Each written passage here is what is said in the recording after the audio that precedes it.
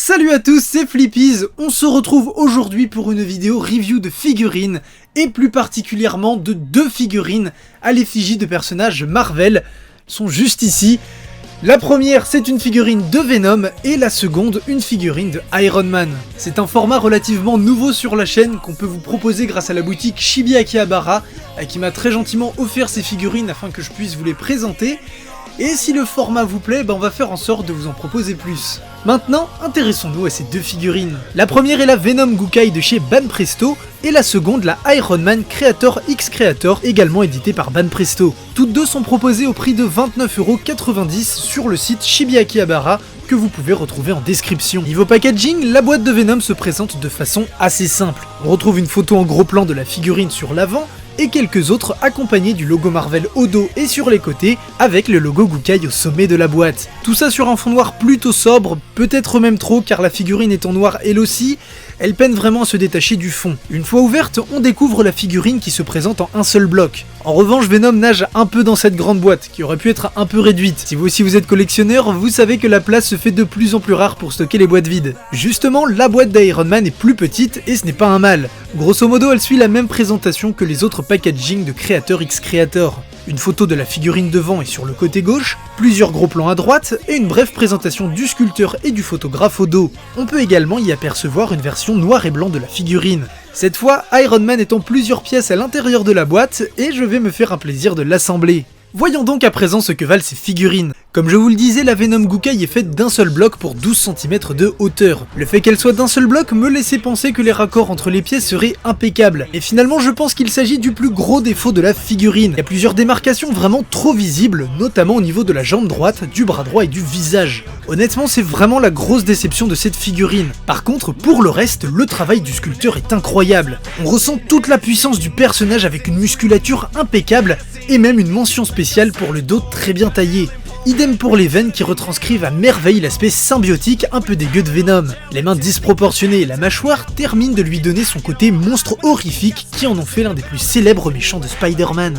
Là encore, mention spéciale pour la langue, très fidèle à ce qu'on peut avoir dans les comics.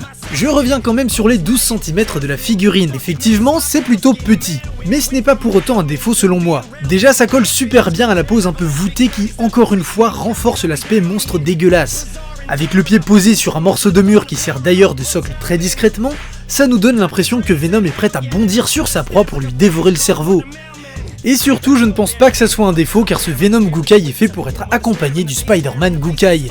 Alors, je n'ai pas eu l'occasion d'avoir la figurine entre les mains, mais d'après les photos, elle me paraît bien badass. Une fois les deux ennemis réunis, on voit qu'il y a un effet de plongée qui est donné aux figurines afin d'avoir un Spider-Man qui surplombe Venom.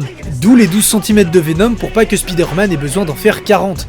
Sachant que en plus Venom est censé être plus grand. Pour terminer, les yeux de la Spider-Man laissent penser que ces figurines sont inspirées des dessins de Todd McFarlane, celui qui a inventé la toile spaghetti que le tisseur utilise tout le temps depuis. Quand on voit les travaux du dessinateur sur le symbiote, on se rend compte de la grande fidélité de la figurine qui est renforcée par la peinture qui lui donne les mêmes reflets bleutés que dans les comics. Malgré la déception due aux nombreuses démarcations trop visibles entre les différents morceaux sculptés, l'aspect global de la figurine est très convaincant avec un Venom comme on l'aime. Le monstre sanguinaire prêt à bondir sur Spider-Man. En tant que Creator X Creator, le sculpteur de cet Iron Man est tout particulièrement mis à l'honneur. Il s'agit de Takamatsu Seishin qui a déjà eu l'occasion de réaliser de nombreuses figurines, dont une de Détective Conan. Je dois avouer que son travail sur cette figurine est plus que convaincant. Je suis complètement sous le charme de la pose dynamique et prêt à attaquer du personnage. L'armure est clairement inspirée du modèle 31 de Adi Granov dans Extremis, qui a d'ailleurs pas mal inspiré le troisième film. En plus d'être fidèle aux comics, l'armure brille légèrement grâce à la peinture qui rend parfaitement l'aspect homme de métal de Iron Man. J'aime particulièrement la sculpture du buste qui donne vraiment cette impression de deuxième peau en suivant de près le mouvement du personnage. Seuls les réacteurs manquent un peu de relief pour vraiment se détacher du reste de l'armure. Mais là franchement c'est carrément du chipotage de ma part. En plus la tige en plastique a même été customisée pour qu'elle s'intègre mieux à la figurine en lui donnant la forme d'une onomatopée. On voit vraiment les efforts du sculpteur pour nous proposer un travail abouti. Du coup, très bonne surprise pour cette figurine, et je dirais même coup de cœur car je ne pensais pas être aussi satisfait d'une figurine Iron Man version comics. Au final les deux figurines sont vraiment bien sympas. J'ai une préférence pour la Iron Man que je trouve vraiment magnifique pour le prix. Mais je pense qu'il ne sera pas difficile pour les fans de Venom de passer outre les quelques petites imperfections de la figurine pour profiter du rendu très convaincant. Voilà, j'espère que cette vidéo review de figurines vous a plu, j'espère également que les figurines vous ont plu. Comme je vous l'ai dit, voilà, petit coup de cœur pour la Iron Man, la Venom est vraiment pas dégueu non plus. Si vous souhaitez les retrouver, les liens de leur page sont en description tout simplement sur la boutique Chibi Akihabara. Je vous mets également le lien plus généralement de la boutique Chibi Akihabara où vous pouvez retrouver du coup les figurines comics mais également manga. Il y a une quantité de figurines Dragon Ball et One Piece également. Voilà, aux petits oignons, qualité de service au top, vraiment je vous la recommande. C'est la boutique que vous croisez très souvent sur les conventions qui est là avec ses vitrines de malade, avec toutes les figurines.